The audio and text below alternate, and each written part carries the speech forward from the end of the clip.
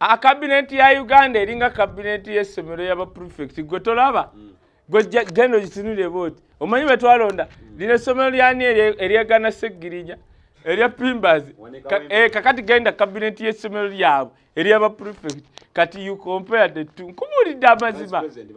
ekyasinze okunewunsa ono kubayita namba nnya nali manyi oba bita namba nnya mbu yasalawo yalonda cabinet bakubyoli genda waliwo abantu betwali tukooye bakiwanda bo yakoze agenda muleko anti yewana mbu yali afuzeko wana emyaka 2 simanyi 3 nakati ekintu kyaze mu baabwe yes Vice President balonze mukazi twali tumanyi omukulu agenda ku olwakole ki naawe President Museveni ye President wa Uganda ye Vice President ye Second Vice President ye Third Vice President kati akole ki wali olabyeko Vice President wa wana aboggola era wana aboggola nga bakanyuga mbeto omulala mukazi watu Rebecca Kadaga musize ddala aliwo asikusa ekyo kye bataategedde bantu manyize ndiwo kunnyonnyola Rebecca Kadaga byonna yabadde abiganye naye kasitandooza alabye Katumba amala nga bamusona emikono nga bakomawo okutwala mutwe n'agamba lindako osobola okusigala ng'obiganye obulamu bwona obuteeka mu matigga otegedde Kadaga ye mukazi yekka era mu abali bajerega abasooka kati mubike emimwa gyammwe Kadaga ye mukazi yekka okumuwa ekifo kikiza basoose to agree va ku ne bya to appoint yes bayisabe nale mu State House ne beeka Kadaga ngava mu kisenge yes ngava mu room ne president ana amana atambula Kadaga is the only person ebyo bya vice president yabikuba era balupo bagende banywa amarwa yabigana takola ebyo kye bayita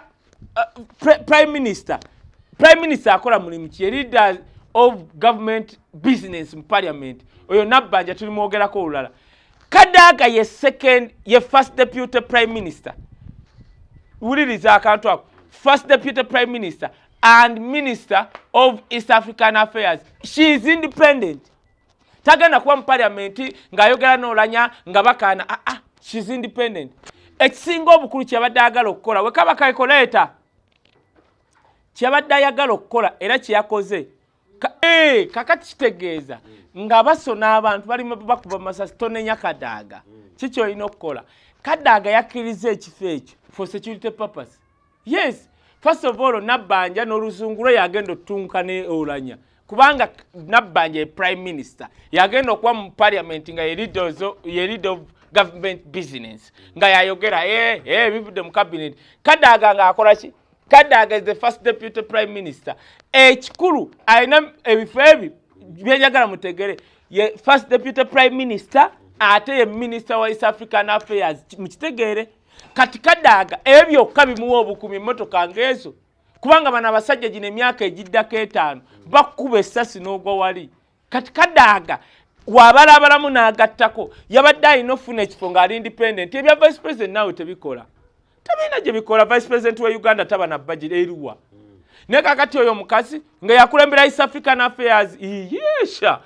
yagende mu Arusha yadde eno yabuuka mu nyinyi yayogera kubanga Kadaga natural yagala independence ekisooka mugezi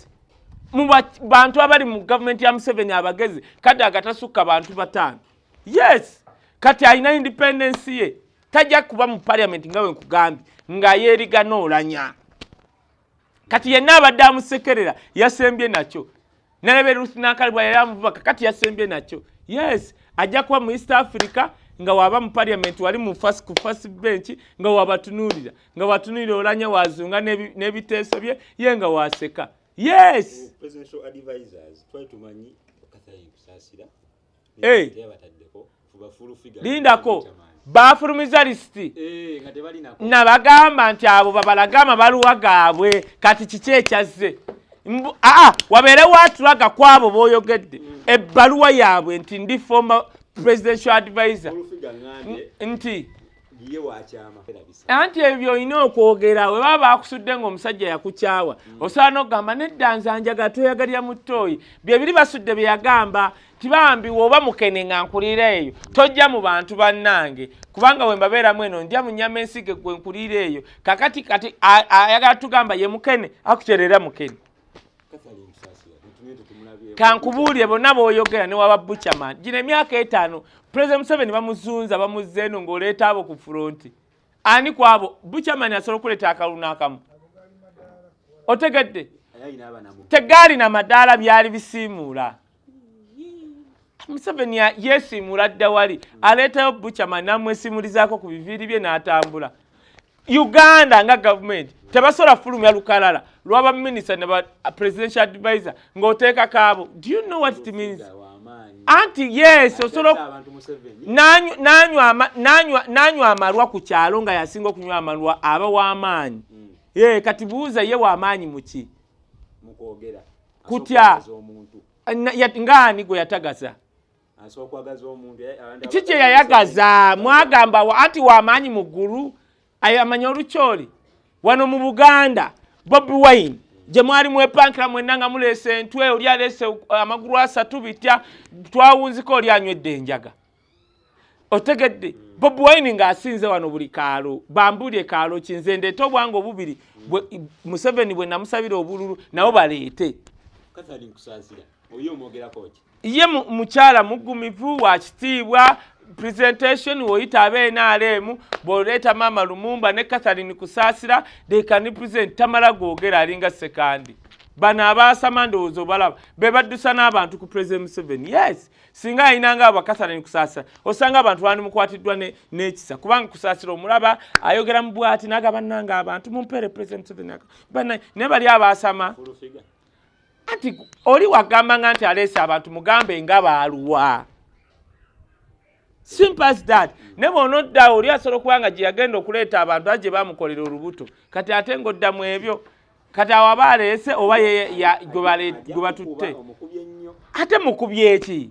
sina kye mukubye mugambye nga baluwa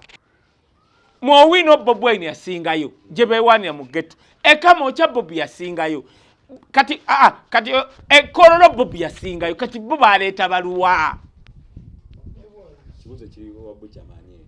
anti kyenkugamba waje yasinga kyobola musajja yanyize nanyo n'Abaganda n'atabawa bifo n'Abaganda obepankirako n'otabalonda Muganda is a God made person obalaba very independent tribe n'otabawa bifo babeerawo. Yes abo bebaleeta Katonda wano bebaleeta Katonda inyamulunga bite bebaleeta Katonda wano kyekyo President Museveni myaka 5 cabinet twagirabye tutandika butandiso gisunsula tujja kweyongera gisunsula nenga watugamba nti noyogera ne opposition kyamaze okulabika era ne kitegerekwa nti opposition yo kaje tulina mu Uganda ye NUP eyo okitegera ate Bobi Wine mugezi akimanya ina ba MPs 5 oba 6 naye akimanyi mu bo muri mbojjogula nga 2 3 ne Yesu olaba ina kanisa y'abantu 7 ne bamubaka bala nasigaza 12 ne 12 nasigaza 3 nagende wakato namugamba mukama wange be bano bennina abaali abaana b'okubula tebaali bange Bobi Wine ajja kusigaza abantu be akomewo ate ku mulundi guno ko mulaba akomyewo ntebe